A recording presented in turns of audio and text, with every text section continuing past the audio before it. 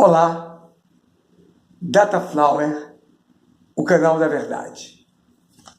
Hoje, o nosso tema é a verdade sobre a nojenta política entreguista das elites econômicas, políticas, eclesiásticas e militares do Brasil. Nós sabemos que desde que o primeiro estrangeiro invadiu o Brasil para nos expoliar, o nosso país vem sofrendo, vem sendo destruído, massacrado, roubado, arrancadas as nossas riquezas para fazer a fortuna de países estrangeiros. Isso é uma constante. As nossas elites sempre se curvaram e abriram as pernas para o imperialismo estrangeiro e permitiram isso tudo. E foi um furdunço a nossa história, um furdunço de espoliação, de rapinagem de nossos bens, de corrupção, de vagabundagem nas elites governantes. Vagabundagem entreguista. Então nós sabemos disso. Há 500 e tantos anos é assim, mas somente agora, com o governo do PT, que é um partido de centro, um partido que quer agradar o capitalismo estrangeiro e quer agradar os trabalhadores, quer agradar os dois extremos, porque ele fica no centro, porque o partido de centro não toma partido algum. Somente agora, esse único partido que aparelhou as instituições públicas brasileiras para investigar e para apurar e para combater a corrupção, somente agora é que a mídia patronal golpista entreguista vem fazer esse linchamento moral, essa chantagem contra o PT, para criar o PT como o maior monstro inimigo do Brasil, quando é o contrário, quando ele se mostra o contrário, o único partido que foi realmente amigo do Brasil. Mas esse linchamento não contaminou, não lobotomizou somente os 90% de analfabetos e analfabetos funcionais brasileiros, principalmente da classe média para cima, que são os mais ignorantes. Lobotomizou também a elite intelectual brasileira, a elite acadêmica brasileira dita de esquerda, que agora vem com essa conversa de que nós estamos numa situação catastrófica. Há uma ameaça muito grande, fascista, vindo sobre nós e que nós devemos resistir com a caneta e com o pensamento. Essa elite acadêmica, engraçada, pitoresca, que gosta de citar os filósofos, os mestres, os cientistas sociais. Eu vou me permitir também a citar um poeta da verdade, um poeta latino-americano, Eduardo Galeano. Eduardo Galeano disse que quando os estrangeiros nos invadiram as nossas terras, eles tinham a Bíblia e nós tínhamos as terras. Então eles nos disseram: tome a Bíblia para vocês, agora fechem os olhos e rezem. Então nós fechamos os olhos e rezamos.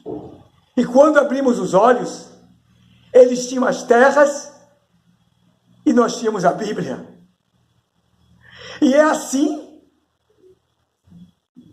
que a academia, que os grandes intelectuais brasileiros querem que a gente reage a nesse novo avanço do entreguismo, da usurpação das nossas riquezas, dos nossos direitos, com um pensamento e uma caneta. Tenha paciência, meus amigos. Não é assim, não. Então, eu quero discutir aqui com vocês 6 pontos.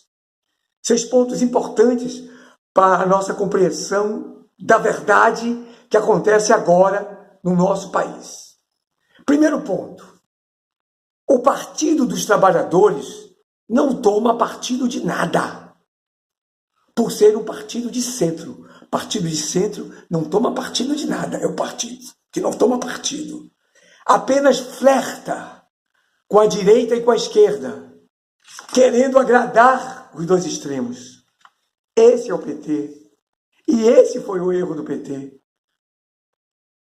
Todo partido, todo governo que tenta governar para o desenvolvimento econômico e o progresso social do Brasil e que faz concessões e que flerta com a direita é deposto.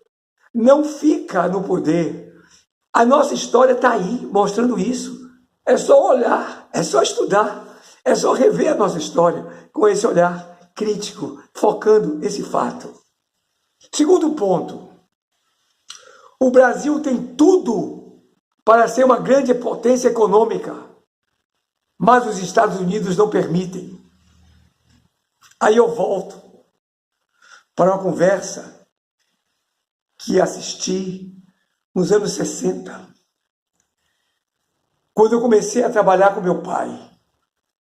Meu pai tinha uma função estratégica, ele era o superintendente do porto e tratava dessa questão portuária, que nós vemos agora pelo que existe no Porto de Santos, o que é essa questão portuária. Tratava dessa questão portuária e nessa conversa eu vi, pois é, os Estados Unidos não querem o desenvolvimento do Brasil, não permitem o desenvolvimento do Brasil. Isso já em 1960, eu cresci ouvindo isso. Até, eles diziam, eles conversavam, o sistema ferroviário brasileiro, ele tem trechos com uma bitola e o trecho seguinte com outra bitola para não permitir a integração. E esse sonho de usar os recursos naturais do Brasil, fazer o maior sistema de transporte do mundo, rodoferro hidroviário, não é permitido, não é possível fazer. É proibido pelos Estados Unidos. O segundo ponto: as elites dominantes brasileiras são as garotas de programa do imperialismo norte-americano. E qualquer governante do Brasil que governar visando o desenvolvimento econômico e social e fizer concessões às elites dominantes é sumariamente deposto por um golpe de Estado. Aconteceu com Getúlio, aconteceu com João Goulart, antes tentaram com Juscelino, e agora aconteceu com o PT. Abra os olhos, queridos amigos da verdade. Quarto ponto: as elites brasileiras apenas abrem as pernas e cumprem as determinações dos Estados Unidos. Por exemplo, as elites brasileiras não permitem que a Constituição seja cumprida e não deixam que se faça auditoria da dívida brasileira, que é indevida na sua maior parte, pois se trata de uma negociata entre banksters nacionais e internacionais e as elites dominantes brasileiras, propineiras, lesa-pátrias. Quarto ponto: isso também não há a menor dúvida. 2 CPIs já provaram isso com farta documentação. E ninguém mais fala em fazer auditoria da dívida. Se o Tesouro Nacional parasse de pagar o que nós não devemos, recebesse em dobro tudo que nós pagamos indevidamente, não ia faltar um tostão para nada que se queira fazer em defesa do Brasil, em prol do desenvolvimento econômico e social do Brasil. Não ia faltar um tostão para termos a melhor escola, a melhor polícia, a melhor equipamento, a melhor segurança do mundo. Não ia faltar um tostão. Mas eles não querem, não impedem. As garotas de programa do imperialismo norte-americano não permitem, não querem isso. Quinto, para os Estados Unidos, é questão vital manter a sua hegemonia na América Latina. É uma questão de vida ou morte. Para tanto, usam as elites dominantes brasileiras contra o Brasil em seus golpes de Estado para impedir o desenvolvimento econômico e social do Brasil. Isso é uma constante da nossa história. Essa é a verdade que a gente precisa refletir sobre ela. Talvez com isso a gente saia desse transe hipnótico a que nós fomos levados pela mídia dominante e pelos esses intelectuais de merda, capachos do imperialismo e se dizem de esquerda. Sexto, como nós estamos vendo agora, os Estados Unidos só permitem governantes no Brasil comprometidos com a missão geopolítica norte-americana de transformar o Brasil numa colônia extrativista dos Estados Unidos. Uma república de banana. Esse é o plano do governo atual do golpe da ditadura militar, que foi legalizado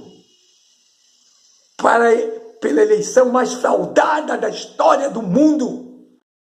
Nunca houve tamanha fraude numa eleição em nenhuma parte do mundo, nem as eleições de Idi Amin Dada em Uganda. Querem transformar o Brasil em Uganda? Isso pode. Querem transformar um governante brasileiro no Idi Amin Dada? Pode. Esse vai ser pior ainda. O que não pode é o Brasil se desenvolver e ter progresso social como teve nos governos do PT. Isso é que não pode. Isso é que está proibido pelos Estados Unidos. Isso que eles cumprem. Então, senhores, para esses tais que querem que a gente reaja, que a gente se autodefenda e que defenda o Brasil com uma caneta e com o nosso pensamento, fechar os olhos e pensar, eu digo que nós devemos lutar. Talvez pela primeira vez na nossa história. Lutar sem fazer concessões à esquerda, à direita, sem fazer concessões a ninguém. Lutar pelo Brasil, pelo bem e pelo progresso do Brasil e do povo brasileiro. Lutar para recuperar as nossas terras e devolver a essas raposas imperialistas, a esses vampiros imperialistas, a Bíblia que eles nos deram, porque ela não nos adianta de nada, ela não nos serve de nada, nem ela, nem esse pensamento moleque fajuto, nem a caneta. O canal da verdade.